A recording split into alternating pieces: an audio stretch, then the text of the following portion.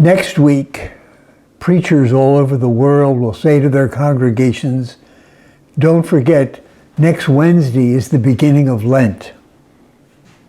And many of us will be taken by surprise, and we will then spend a few days thinking about what we need to do to keep a holy Lent.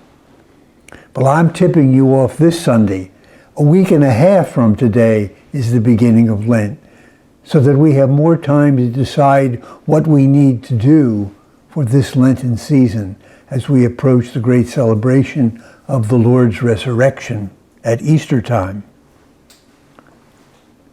A few Sundays ago, we were told by Jesus, "You are the light of the world." And perhaps that's the background that we need to remember as we enter into the Lenten season.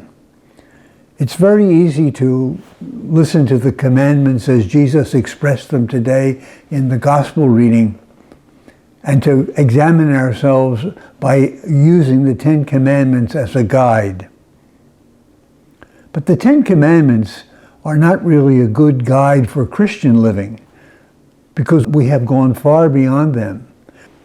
Now, the commandments there are general outlines for people to live together in a society which in those days, at least when the commandments were given, was quite violent and primitive. Not to say that it is not that way today, but we're much more sophisticated in our doing of violence around the world. But no, we are the light of the world, Jesus said, and we are asked to examine ourselves with Him as the standard. The imitation of Christ is the way of Christian life. It's the way we enter into the Spirit which the Lord has already poured into us from the moment of our baptism. Jesus went around doing good, taking care of people, healing the sick, raising the dead. And they are the things that He calls us to do, because as St. Paul tells us, Christ is living in us. His Spirit has been poured into us, and we are meant to carry His presence into our world.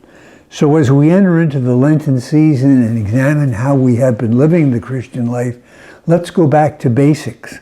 Let's go back to Jesus of Nazareth and follow the inspiration and the call and the power that He has already poured into us by our baptism. Let's be realistic, not denying ourselves so much as giving ourselves to those around us after the model of the one who gave His life for us.